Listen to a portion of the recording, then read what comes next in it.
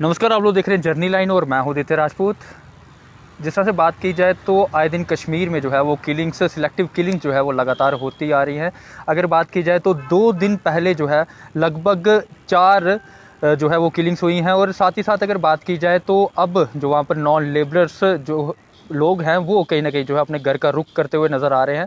ज़्यादा बातचीत करने के लिए हमारे साथ जुड़ चुके हैं सोशल एक्टिविस्ट ऋषि किल्लम जी। इनसे हम बात करते हैं और जानते हैं इनका क्या कहना है।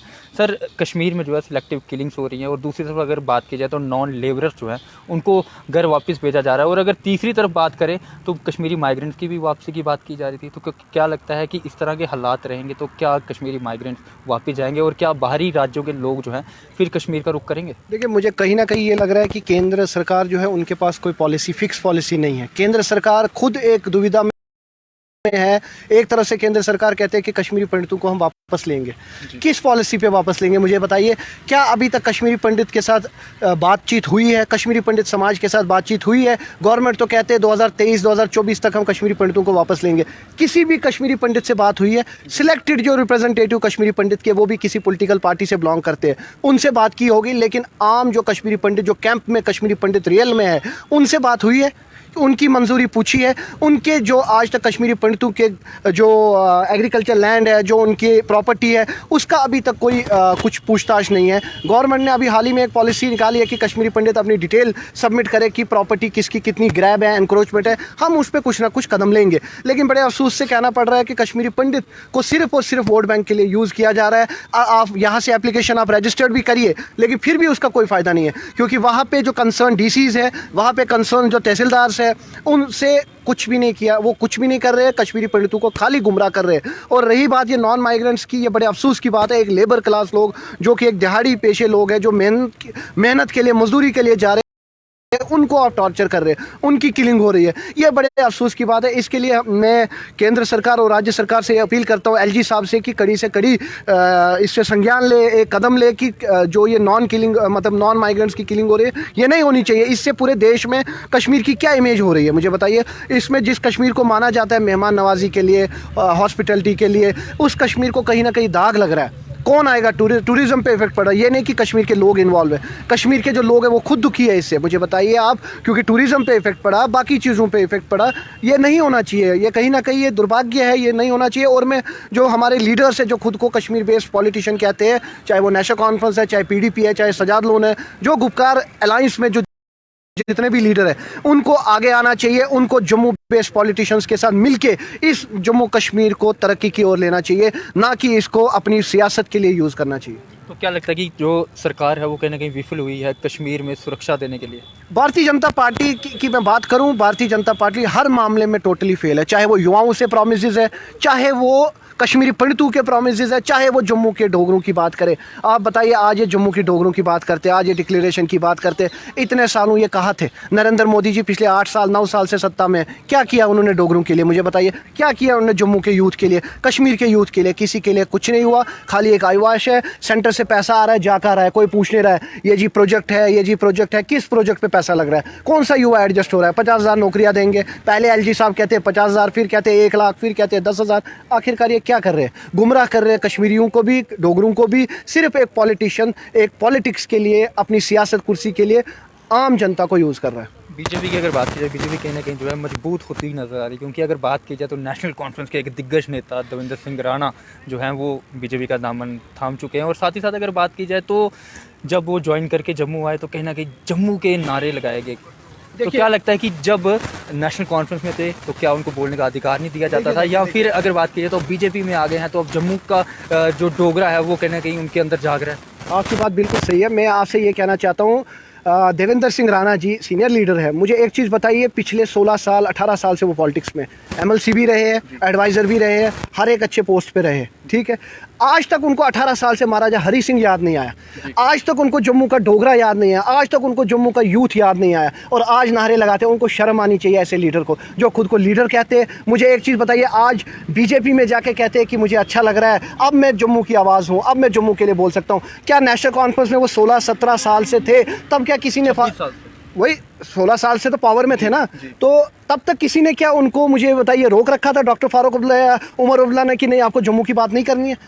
2 साल 3 साल 1 साल में बंदे को पता लगता है कि मैं बोल सकता हूँ इस पार्टी में या नहीं बोल सकता हूँ, तब तक चुप क्यों? तब तक अपनी कुर्सी थी, अपना पावर था। इन दोनों भाई डॉक्टर जितेंद्र सिंह और डॉक्टर ये जो हमारे देवेंद्र सिंह राणा जी है, इनको जम्मू के लोगों को गुमराह करना है। इनको जम्मू के यूथ से कोई मतलब नहीं है। मैं आपके चैनल के माध्यम से जम्मू के लोगों को कहता हूँ, जम्मू के डोगरों को, कि इन बदमाशों से होशियार रहो, ये जम्मू को लूटेंगे दोनों भाई। जैसे भारतीय जनता पार्टी ने बेवकूफ़ बनाया, वैसे देवेंद्र सिंह राणा जो है ये बेवकूफ़ बना रहा है। आज ये नारे लगा रहे हैं, इसको शर्म नहीं है, आज नारे लगा रहे हैं जम्मू जम्मू जम्मू। 16 साल से क्यों नहीं नारे लगाए?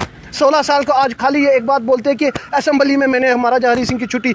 जब इन्होंने 10 साल पहले 15 साल पहले महाराजा हरि सिंह की आवाज़ उठाई, अगर इनको लगा कि इस पार्टी में मैं नहीं बोल सकता हूँ तो छोड़ो, रिज़ाइन दो, इंडिपेंडेंट रहो। जम्मू के लोग फिर भी आपके साथ है।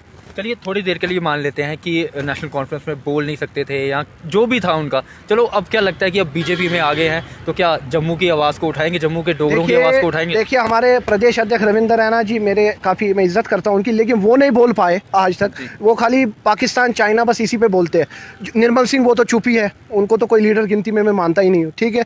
बाकी मुझे बताइए, कविंदर गुप्ता जी है, वही एक थोड़े से एक्टिव है, और कौन है? और तो कोई मुझे नहीं नज़र आ रहा है भारतीय जनता पार्टी में कोई एक्टिव लीडर है जो जम्मू की बात करे। जम्मू की बात ये कब करेंगे? जब कोई प्रेस कॉन्फ्रेंस हो, जब इलेक्शन आ रहा हो, तब इनको जम्मू के युवा याद आ रहे हैं। आज तक जम्मू के युवाओं के लिए बीजेपी ने क्या किया? जब पीडीपी के साथ हाथ मिलाया तब इनको शर्म नहीं आई, तब हम ये पावर में थे, तब ये जम्मू के यूथ के लिए कुछ कर सकते थे, जम्मू के युवाओं के लिए कुछ कर सकते थे, जम्मू के लोगों के लिए, पंडितों के लिए कुछ कर सकते थे, लेकिन नहीं, इनको याद नहीं। ये खाली अपनी सियासत कर सकते हैं, लोगों को मजबूर करेंगे कि भारतीय जनता पार्टी ज्वाइन करो, वरना तुम्हारे लिए अंजाम अच्छा नहीं हो सकता। यही इनके हाथ में, और कुछ भी नहीं। आने वाले इलेक्शन में यही जम्मू के युवा, यही कश्मीर के लोग इनको मजा चखाएंगे, इनको बताएंगे। तो क्या लगता है कि ओपोजिशन कहीं ना कहीं जो है कमज़ोर होती हुई नज़र आ रही है, बैकफुट होती हुई नज़र आ रही है? क्योंकि बात की जाए तो अगर ओपोजिशन प्रदर्शन करती है तो उनको थोड़ी देर में जो प्रदर्शन शुरू भी नहीं हुआ तो उनको पुलिस साथ में उठा के ले यही तो मैं जाती है। आपको बोल रहा हूँ, लॉ एंड ऑर्डर। देखिए, जब देश, तानाशाही चल रही है। जब एक तड़ीपार आदमी होम मिनिस्टर होगा देश का, जिसकी एक इमेज ही क्या थी पॉलिटिक्स से आने से पहले, वो देश का होम मिनिस्टर होगा, ये दुर्भाग्य है हमारे लिए। तो मुझे ये बताइए कि लॉ एंड ऑर्डर यहाँ गुंडा रूल ही तो चलेगा? मैं प्रोटेस्ट करूंगा अभी तो मुझे अरेस्ट करेंगे, कांग्रेस का करेगा अरेस्ट करेंगे। ये अगर डेमोक्रेसी है, सबको बोलने का अधिकार है, तो ये बोलने क्यों नहीं देते? हमें अपनी बात रखने दीजिए ना। ये क्यों, जैसे हम प्रोटेस्ट सुबह आएगा, हम प्रोटेस्ट कर रहे हैं, ये पहले पुलिस की घेराबंदी करके हमें उठा लेते हैं, क्यों?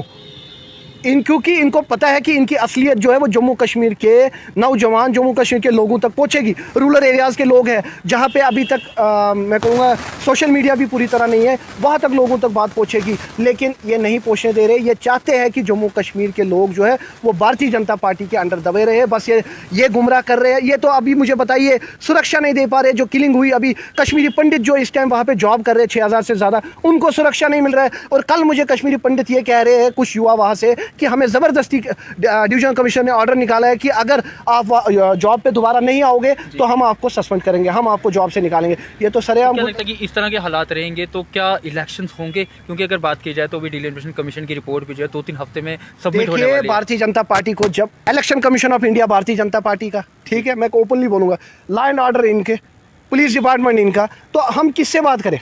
गोहर किससे लगाए? मुझे बताइए। जब इनका दिल करेगा ये इलेक्शन करेंगे, जब इनका दिल करेगा नहीं करेंगे, तो किसको आप बोलोगे? डिलिमिटेशन जब इनको करना होगा ये करेंगे। ये देखेंगे किस सीट पे हम हार रहे हैं, उस सीट पे डिलिमिटेशन करेंगे।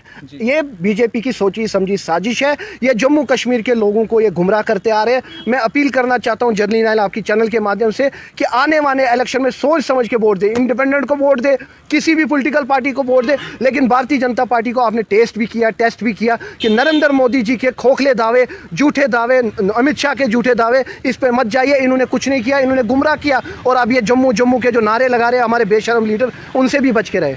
आखिरी सवाल रहेगा आपसे, जिस तरह से बात की जाए, भारतीय जनता पार्टी जो है बोलती है कि हमारा सीएम आएगा, नेशनल कॉन्फ्रेंस अब बोल रही है हमारा सीएम आएगा, अपनी पार्टी की बात की जाए हमारा सीएम आएगा, तो क्या लगता है कि कौन सी पार्टी का सीएम आएगा? क्योंकि आप भी काफ़ी घुल मिल चुके हैं इस पॉलिटिक्स में।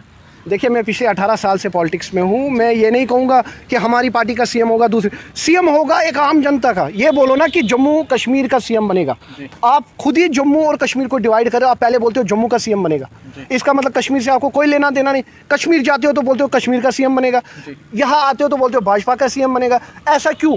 लोग जिसको चाहेंगे वो सीएम बनेगा, लोग जिसको मेजॉरिटी देंगे वो सीएम बनेगा। आप ये बोलिए ना कि हमारा अगर एमएलए भी बनता है वो डेवलपमेंट करेगा, हमारा कॉर्पोरेटर बनेगा वो डेवलपमेंट, पंचायत मेंबर बनेगा डेवलपमेंट करेगा। आप ये क्यों बोलते हो हमारा सीएम बनेगा? क्या सीएम होगा तभी जम्मू कश्मीर की इस ये जो यूटी है इसकी डेवलपमेंट होगी? जब तक सीएम नहीं होगा क्या नहीं होगा? इसका मतलब आपको एलजी पे भी भरोसा नहीं है, इसका मतलब कोई डेवलपमेंट नहीं हो रहा है। आप ये बोलिए हमारे जो जीत के कॉर्पोरेटर आएंगे, एमएलए आएंगे, एमएलसी होंगे, एमपी होंगे, वो डेवलपमेंट करेंगे, जम्मू कश्मीर की बात करेंगे, पार्लियामेंट में युवाओं की बात करेंगे। ये मत बोलिए कि हमारा सीएम बनेगा। जब सीएम बनना होगा अगर आपका बनेगा तो बेशक उसमें हमें कोई प्रॉब्लम नहीं है। जिस पार्टी को लोग चुन के भेजेंगे वही सीएम बनेगा।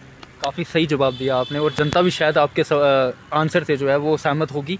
और अब देखना ये होगा कि क्या आने वाले वक्त में कौन सी पार्टी का सीएम बनता है, भाजपा का बनता है या फिर नेशनल कॉन्फ्रेंस का या फिर अपनी पार्टी का। ये तो आने वाला वक्त ही बताएगा। और तमाम अपडेट के लिए बने रहे हमारे साथ, देखते रहिए जर्नल लाइन। नमस्कार।